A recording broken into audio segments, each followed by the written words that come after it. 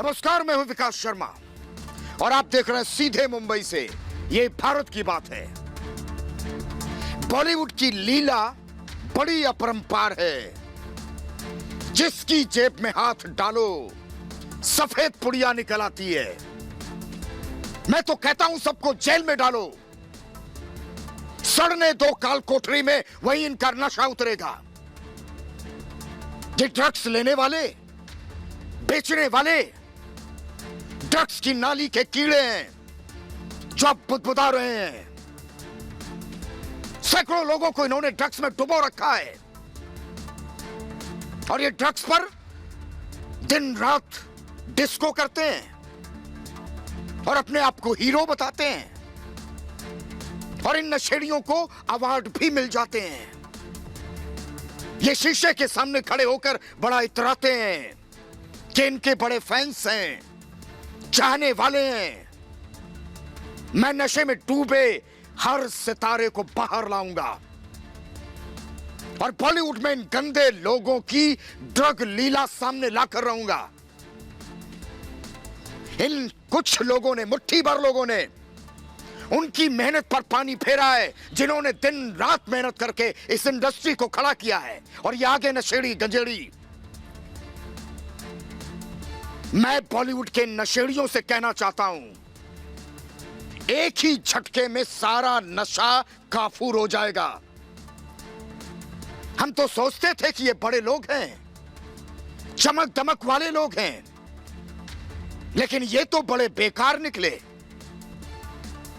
और लीला वाली दीपिका की लीला तो आपने देखी होगी ना। इनकी एक्सप्रेस तो रॉकेट की स्पीड से भी ज्यादा स्पीड से चल रही है।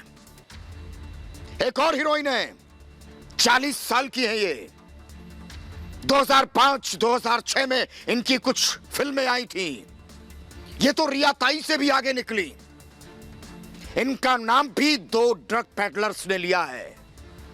फिर मैं सोचता हूं कि बड़े पर्दे पर हम क्या नशेड़ियों और गंजेड़ियों और को देखते हैं।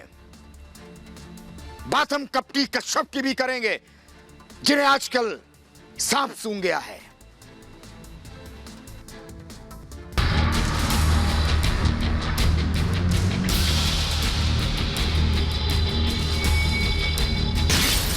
मस्तानी हुई पाउडर की दीवानी।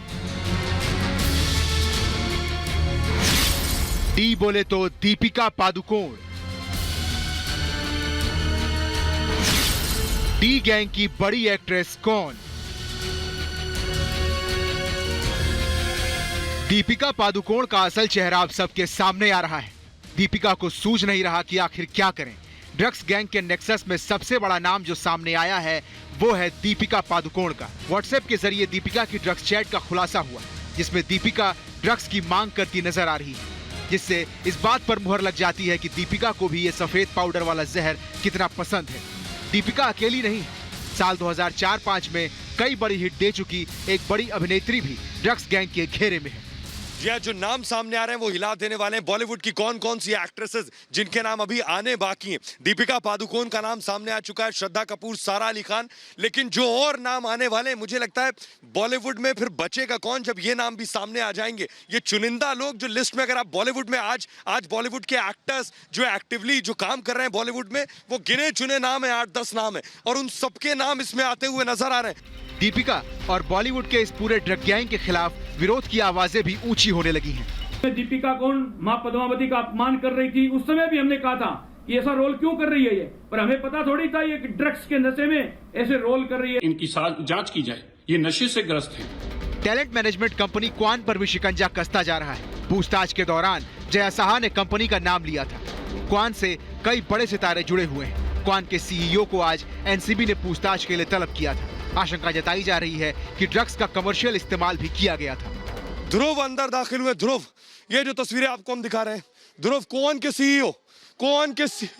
सीईओ कौन के सीईओ ध्रुव, जिन्हें आप तस्वीरों में हमारे कैमरे पर देख रहे हैं एक्सक्लूसिवली, ये देखिए कौन के सीईओ ध्रुव आ चुके हैं।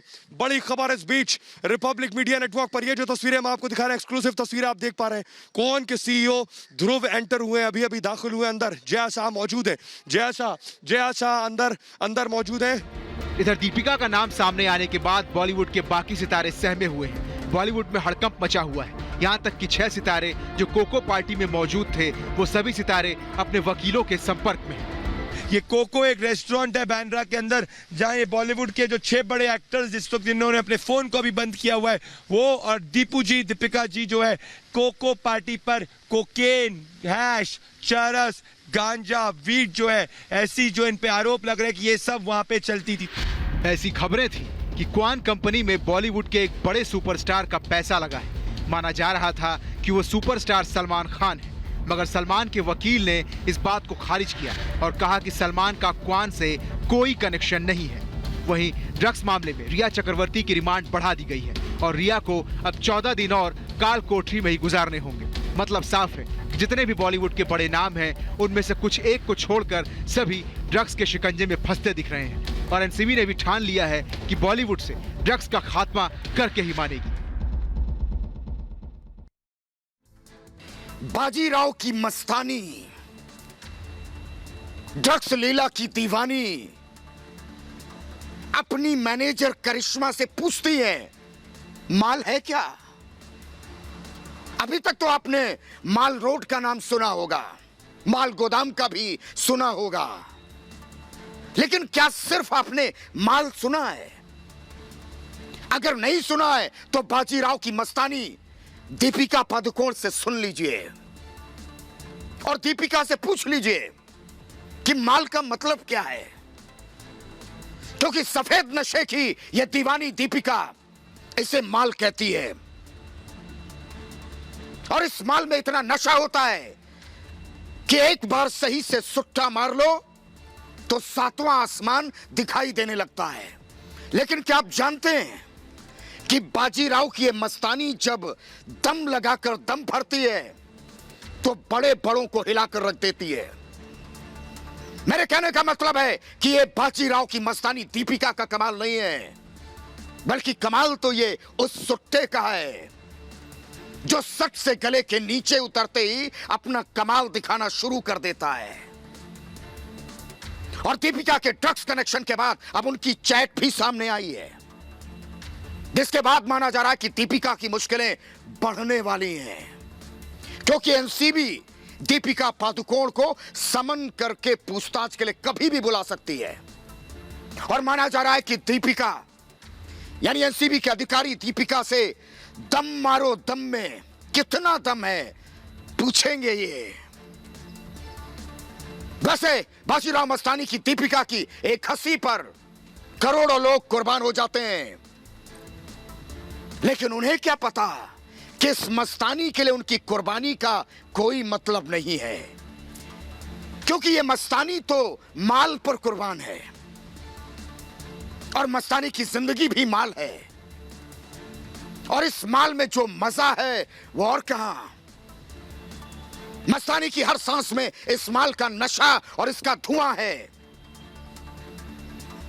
और मस्तानी ने अपनी जिंदगी के हर शय को इस धुएं में उड़ा दिया है।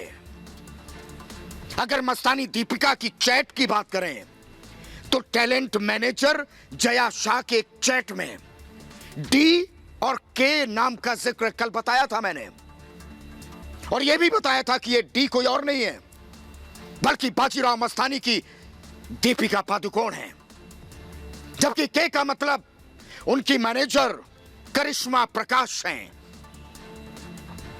लेकिन आगे बढ़ने से पहले मैं आपको दीपिका और उनकी मैनेजर करिश्मा की चैट के बारे में कुछ बताना चाहता हूं, ज्यादा नहीं।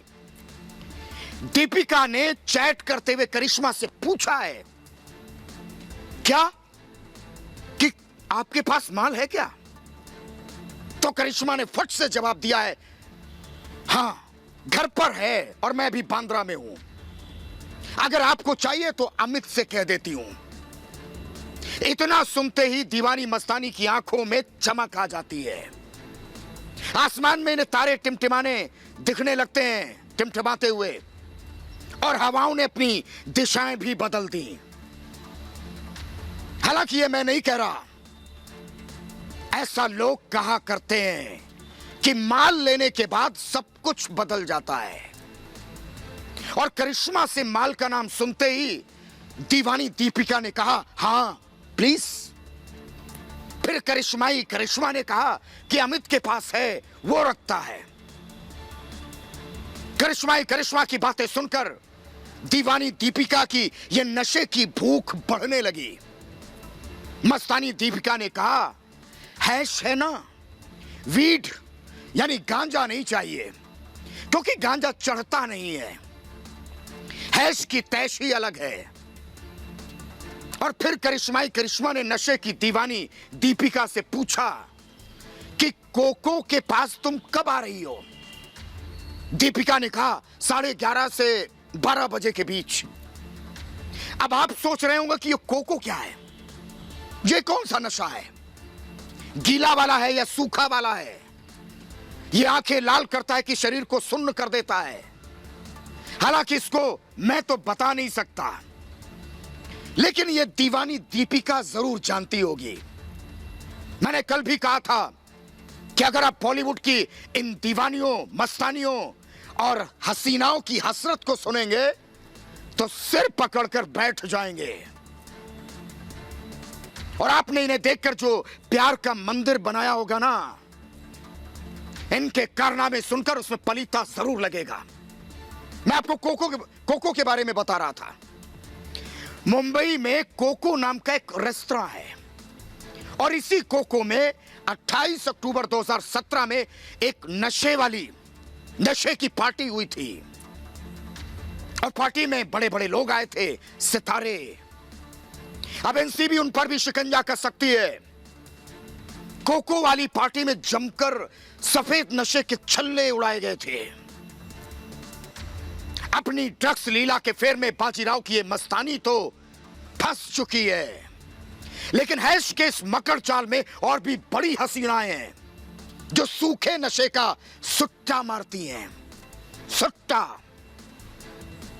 लेकिन मेरा सवाल बाजीराव की मस्तानी दीपिका से है कि उनकी जुबान पर ताला क्यों लगा हुआ है, या अभी भी उनकी जुबान पर सुट्टे का असर है? लेकिन मैं कहता हूं कि रिपब्लिक भारत लगातार सनसनीखेज खुलासे कर रहा है और आगे भी करता रहेगा। और एक बात मैं और बताना चाहता हूं कि बाजीराव की दीवानी की ड्रग्स लीला पर तो एनसीबी का ग्रहण लग चुका है, और अब बॉलीवुड की गंदी गलियों में नशे का किला भी ये ढहने वाला है। मैंने आपको कल बताया था कि आजकल मैं सुशांत की मौत के मामले में सबूत जुटाने के लिए मुंबई में हूं, और बॉलीवुड की बदबूदार गलियों से रोज गुजरता हूं।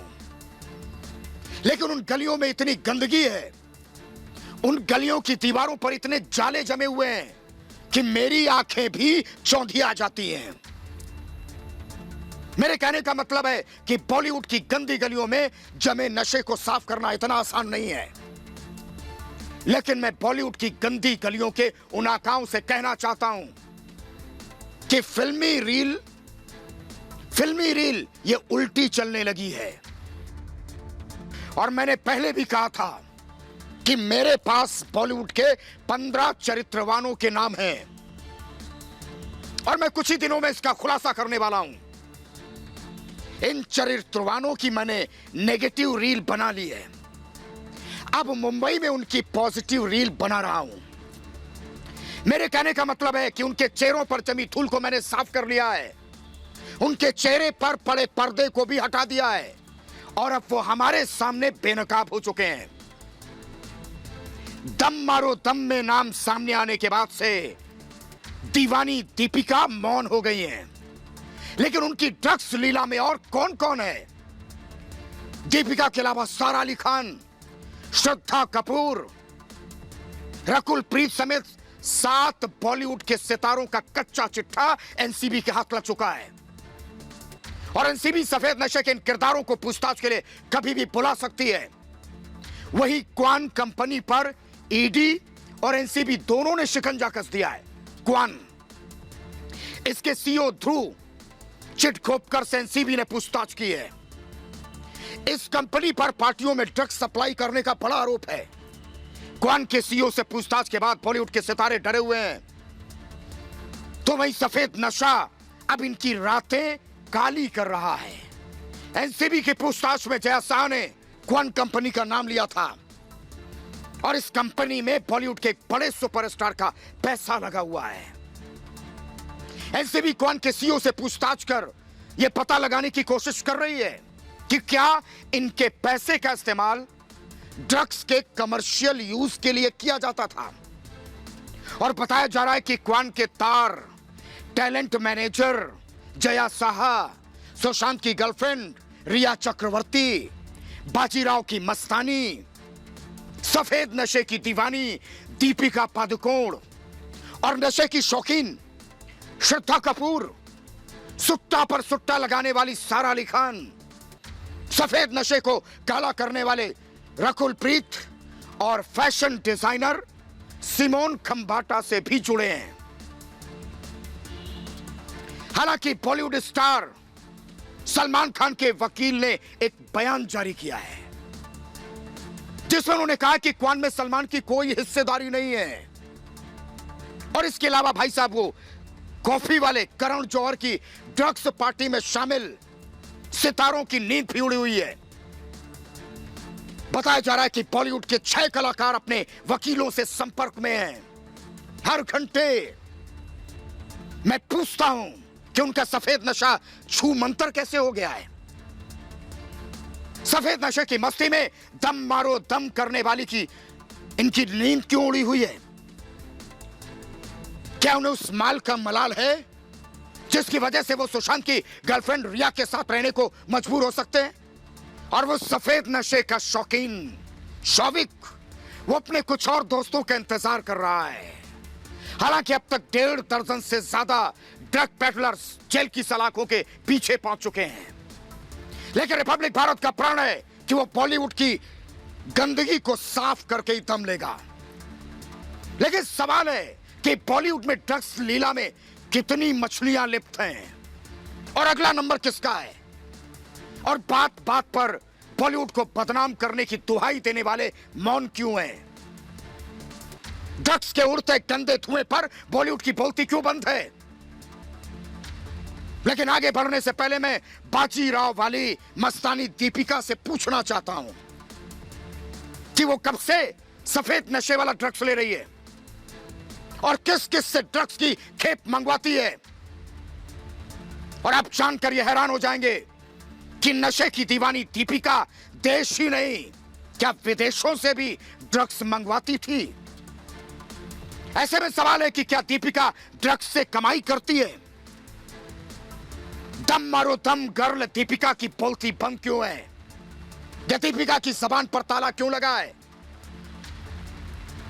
ड्रग्स लीला पर लगे डंक के बाद दीपिका को एनसीबी पूछताछ के लिए बुला सकती है और दीपिका को इस ड्रग्स लीला की जानकारी एनसीबी को देनी होगी। वहीं बॉलीवुड एक्ट्रेस रवीना टंडन की सोशल मीडिया पर एक पोस्ट वायरल हो रही है। रवीना ने कहा है कि बॉलीवुड इंडस्ट्री में जो लोग ड्रग्स लेते हैं या ड्रग्स की सप्लाई करते हैं या फिर जो ड्रग्स के डीलर हैं उन सबको कड़ी सजा मिलनी चाहिए। रवीना टंडन ने ट्वीट करके लिखा है कि समय आ गया है सफाई करने का और बहुत शुक्रिया, युवा और आने वाले युवाओं को इससे मदद मिलेगी।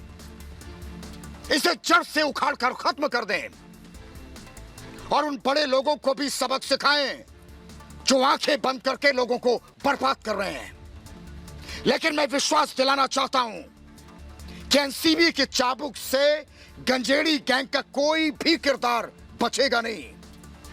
एनसीबी माल की दीवानी दीपिका पादुकोण, इश्क के परिंदे रणबीर कपूर, सफेद ड्रग्स की श्रद्धालु श्रद्धा कपूर, उड़ता पंजाब वाले शाहिद कपूर, स्ट्रीट डांसर वरुण धवन और कॉफी वाले वो करण जौहर, मसान में मचान बनकर सुट्टा लगाने वाले विक्की कौशल और बदनाम मुन्नी मलाइका अरोड़ा, हाफ गर्लफ्रेंड वाले अर्जुन कपूर, तमाशा वाले अयान मुखर्जी और लक बाई चांस से चांस लेने वाली जोया अख्तर को पूछताछ के लिए समन कर सकती है। और अभिनेत्री दिया मिर्जा का भी नाम सफेद नशे से जुड़ा है। ड्रग पेडलर अनुज केसवानी ने दिया मिर्जा का नाम लिया है और बताया जा रहा है कि दिया की मैनेजर ड्रग्स खरीदती थी और इस मामले में जल्द ही दिया मिर्जा को पूछताछ के लिए बुला भी सकती है, यानी समन भेज सकती है। हालांकि दिया मिर्जा ने इन आरोपों से इनकार किया है। नशे की दीवानी दीपिका भले ही बत्ती बुझाकर गोवा में रह रही हो, लेकिन रिपब्लिक भारत गोवा पहुंच चुका है और हमारी संवाददाता दीपिका से लगातार सवाल पूछ रही हैं। लेकिन धुएं का छल्ला बनाने वाली दीपिका हमारे सवालों से भाग रही हैं। मैं ऐश की शौकीन दीपिका से कहता हूं, मैडम शूटिंग छोड़िए, हमारे सवालों का जवाब दीजिए। ये रील वाली शूटिंग छोड़िए, रियल शूटिंग शुरू कीजिए, क्योंकि धुएं वाला आभासी छल्ला तो अब हकीकत में बदल चुका है। लेकिन आगे बढ़ने से पहले एक बात मैं और याद दिलाना चाहता हूं। बीजेपी सांसद और भोजपुरी फिल्मों के स्टार रवि किशन ने संसद में कहा था कि युवाओं को बर्बाद करने के लिए नशे की सप्लाई पाकिस्तान से होती है और यही नशे की खेप बॉलीवुड पहुंचती है, जहां छलने वाले स्टारों की रातें गुलजार होती हैं। मुंबई के बड़े हाई प्रोफाइल लोगों को नशे की सप्लाई की जाती है और ड्रग्स से मिले इस पैसे का इस्तेमाल भारत में आतंक फैलाने के लिए किया जाता है।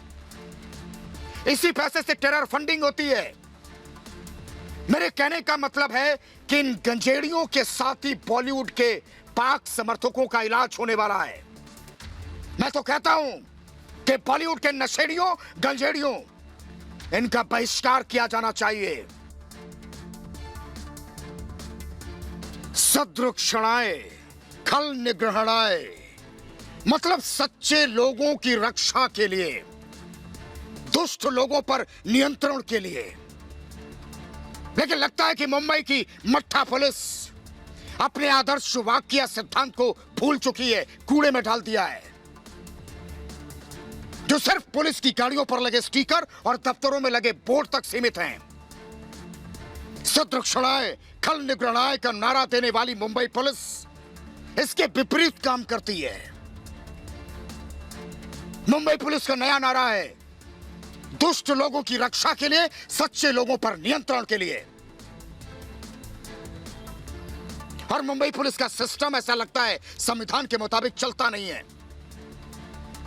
बड़े लोगों के रहमे कर्म पर चलता है। जब मुंबई में हालात ही ऐसे हैं तो वहां बेटियां कैसे महफूज रह सकती हैं?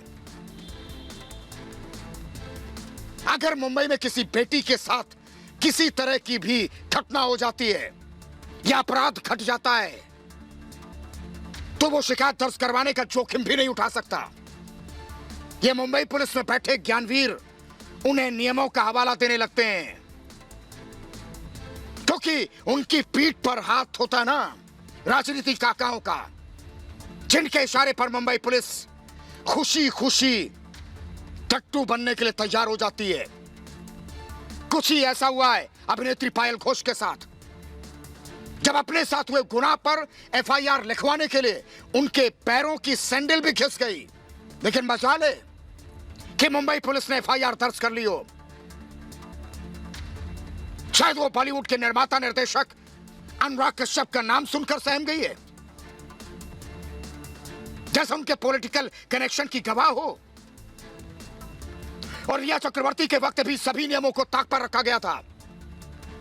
अचानक नियम याद आने लगे थे इस पुलिस को, और बॉलीवुड की दुनिया में कपटी कश्यप के नाम से बदनाम इस निर्माता निर्देशक पर पायल घोष ने यौन शोषण का आरोप लगाया है। लेकिन कल रात जब पायल घोष एफआईआर दर्ज करवाने ओशिवारा थाने पहुंची थी तो वहां मौजूद मुंबई पुलिस के अधिकारियों ने एफआईआर दर्ज करने से मना कर दिया था। हवाला दिया था कि थाने में बयान दर्ज करने के लिए कोई महिला अधिकारी नहीं है। और महिला अधिकारी के ना होने का हवाला देने वाली पुलिस ने जानबूझकर सीमा विवाद भी खड़ा कर दिया, जिसके बाद ओशिवारा थाने का क्षेत्राधिकार भी विवादों में उलझ गया है। मुंबई के ओशिवारा थाने में बैठे इंसाफ और न्याय के दुश्मनों ने अजीबोगरीब हवाला दे दिया। उनके मुताबिक पायल घोष के साथ हुए गुनाह को अंजाम वर्सोवा पुलिस स्टेशन के इलाके में दिया गया था, इसलिए शिकायत भी वर्सोवा पुलिस स्टेशन में ही दर्ज होनी चाहिए थी। एक तो चोरी, ऊपर से सीना चोरी।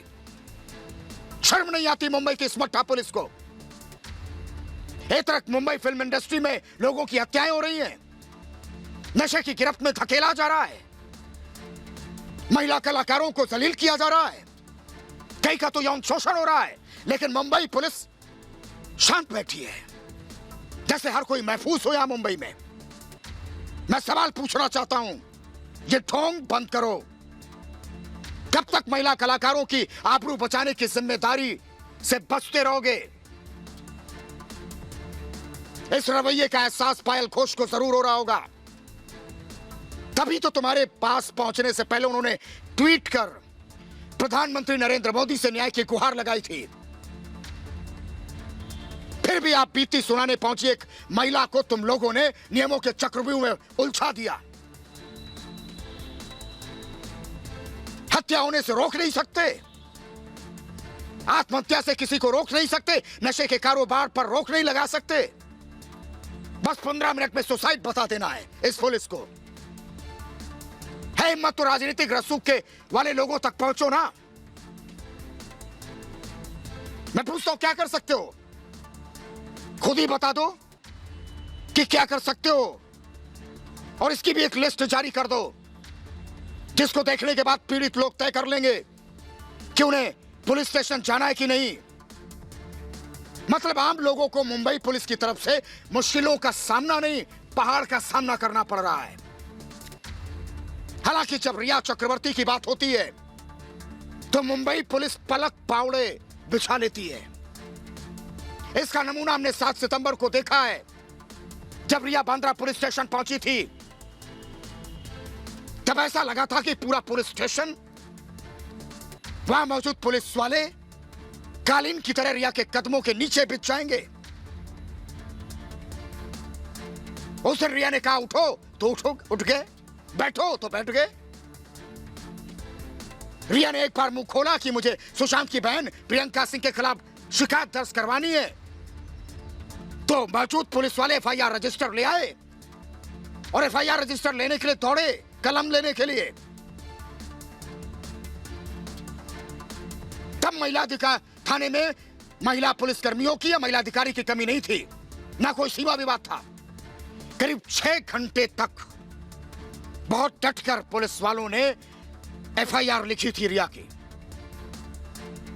वो भी डीसीपी स्तर के अधिकारी की देखरेख में, ताकि सुशांत की बहन प्रियंका सिंह और राम मनोहर लोहिया अस्पताल के एक डॉक्टर के खिलाफ कमजोर धाराओं में कहीं केस न दर्ज हो जाए।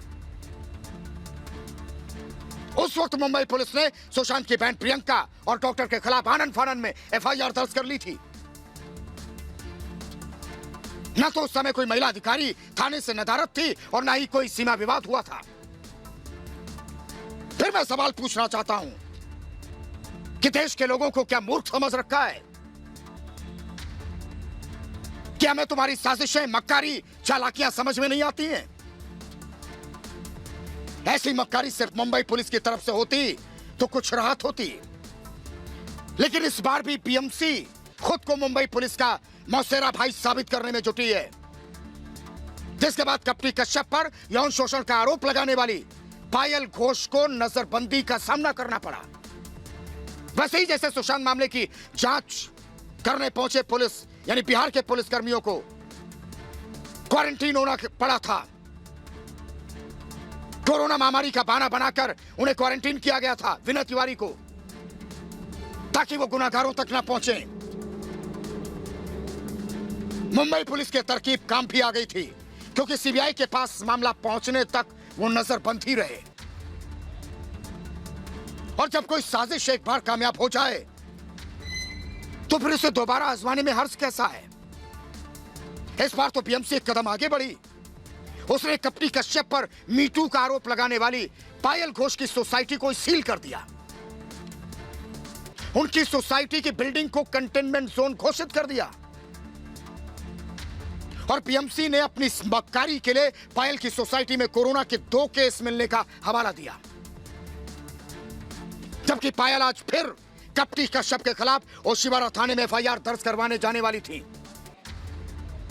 लेकिन जब सोसाइटी के सील हो जाने के बाद उनका बिल्डिंग से बाहर निकलना मुश्किल हो गया, बीएमसी ने पायल की सोसाइटी के गेट पर बैनर वाला नोटिस लगा दिया, जिस पर पायल घोष ने ट्वीट भी किया।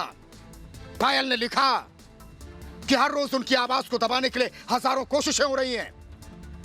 हर दिन प्लॉट का ट्विस्ट बदला जा रहा है।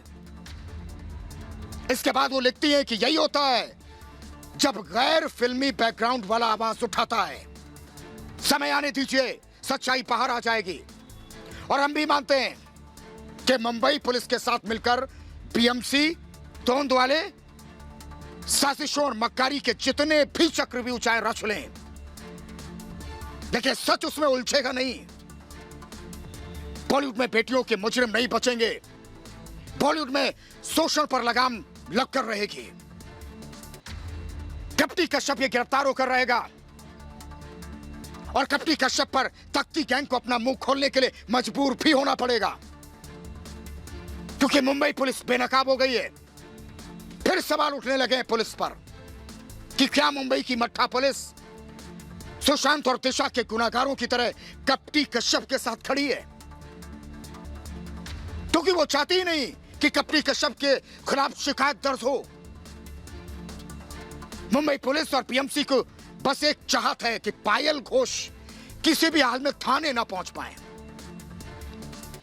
जिससे कपटी कश्यप की मुश्किलें कम हो जाएं, वो राहत की सांस लें, दूसरी लड़कियों को शिकार बना सकें।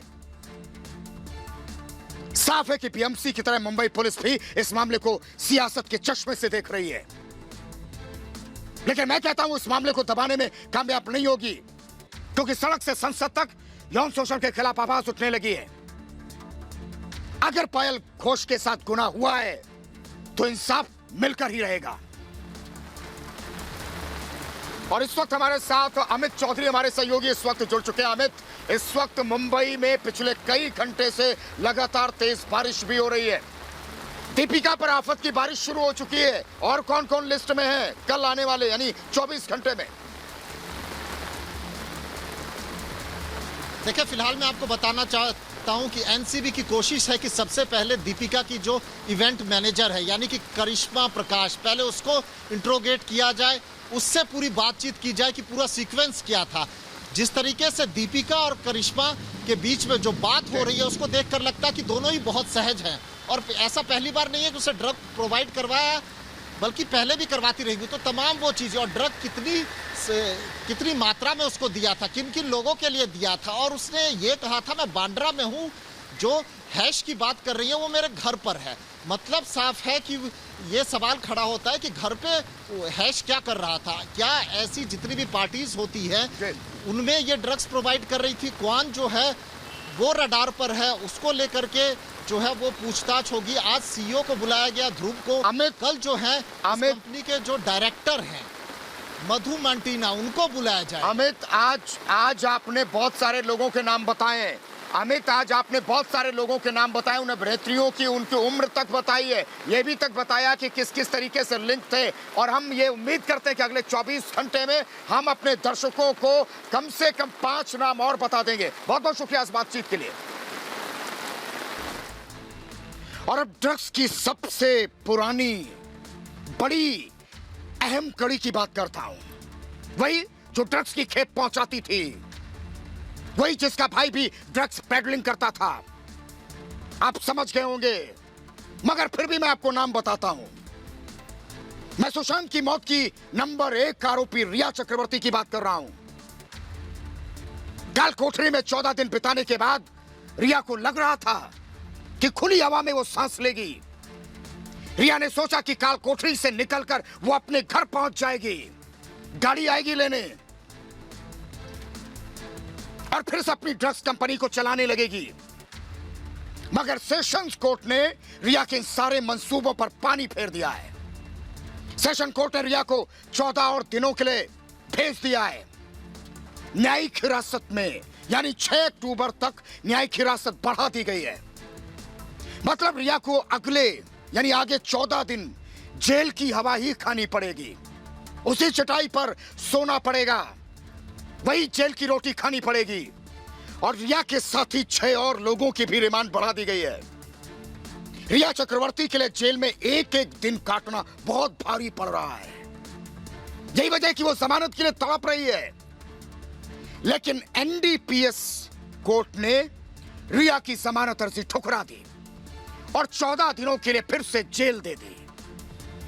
सुशांत के कैश पर ऐश करने वाली रिया के लिए कोर्ट का यह फैसला एक बड़े झटके की तरह था, क्योंकि जो रिया सुशांत के पैसे से विदेश घूमती थी, मुंबई में अपने दोस्तों पर परिवार वालों के साथ वो पार्टी करती थी, सुशांत के घर में रहती थी, सुशांत के बीमार रहने के बाद भी घर में पार्टियां करती थी और सुशांत के जिंदगी के साथ ही उसकी संपत्ति पर भी अपना अधिकार समझती थी, उसके लिए यह फैसला किसी सदमे से कम नहीं था। रिया चक्रवर्ती को 9 सितंबर को एनसीबी ने गिरफ्तार किया था और रिया ने गिरफ्तारी से बचने की बहुत कोशिश की थी। एनसीबी ने रिया और उसके भाई शौविक समेत 20 लोगों को गिरफ्तार किया था, जो या तो ड्रग्स का इस्तेमाल करते थे या ड्रग्स की सप्लाई में शामिल थे। और रिया चक्रवर्ती के फोन की व्हाट्सएप जांच के दौरान ईडी को रिया और जया साहा के बीच की कुछ चैट्स मिली थी और ड्रग्स के धंधे में शामिल जितने भी लोगों को लगता है कि वो अंधे, उन्हें कुछ दिखता नहीं, तो मैं सबकी आंखों की रोशनी जरूर ले आऊंगा और चिल्ला चिल्ला कर बताऊंगा कि कैसे हमारे नौजवानों को नशे का आदी बनाया है। मैं न सिर्फ बताऊंगा बल्कि जेल की दीवारों तक भी ले जाऊंगा। और मैं बहुत साफ कहना चाहता हूं कि मैनेज करने का वक्त गया। न पुलिस मैनेज कर पाएगी और न सत्ता में बैठे लोग। जब तक हम हैं